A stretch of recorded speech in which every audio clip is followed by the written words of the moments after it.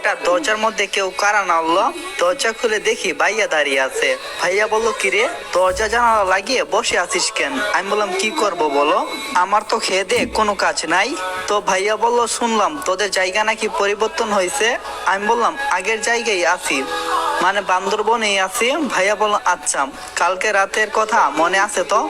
আমি বললাম, কোন কথা? ভাইয়া বলল, সে কি, তুই কি ভুলে গেলি কাল রাতে যে বললাম আমার সাথে তোর ভাবির বাড়িতে যেতে হবে?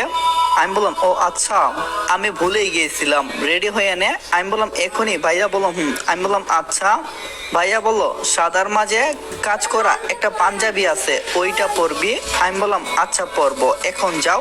যাবো কি? তুই চল আমার সাথে। কেন, কোথায়? ভাইয়া বলল, তোর ভাবিকে দেখবি। আমি বললাম, না এখন না। ভাইয়া বলল, এখনই যেতে হবে, চল আমার সাথে। এই বলে ভাইয়া আমার হাত ধরে টেনে নিয়ে গেলেন। ভাইয়া বলল, দেখ কাকে নিয়ে এসেছি। ভাবি একটা কাজ করছিল, তিনি ভাইয়ার কথা শুনে তাকালো। হিয়া আর তার সাথে কে যেন আরেকটা মেয়ে, সেও তাকালো। কি খবর, আপনি যে এই ঘরের দিকে আসলেন? ভাইয়া বলল, তুমি জানো ওকে?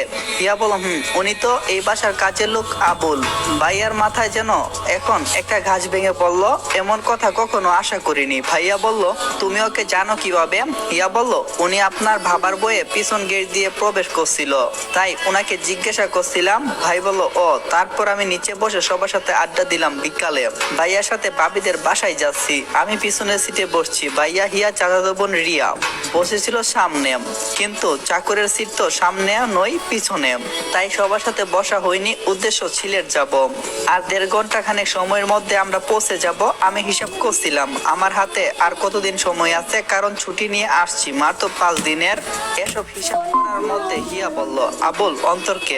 একথা বলতে সবাই আমার দিকে তাকালো। আমি অপ্রস্তুতি অবস্থায় বললাম, আমাকে কিছু বললেন? হিয়া বলল, হ্যাঁ, আপনি ওই দিন বললেন অনন্ত নামের একটা ছেলে এই বাড়ির, কিন্তু আমার জানা মতে দুলাভাইয়ের বাড়িতে ওই নামের কেউ নেই। তাকে জিজ্ঞাসা করলাম। ভাইয়া এবং রিয়া আমার উত্তরের জন্য বেশ আগ্রহ দেখাচ্ছে। ভাইয়া নিশ্চয়ই মনে মনে বলছে, দেখি কি উত্তর দেশ তুই এবার।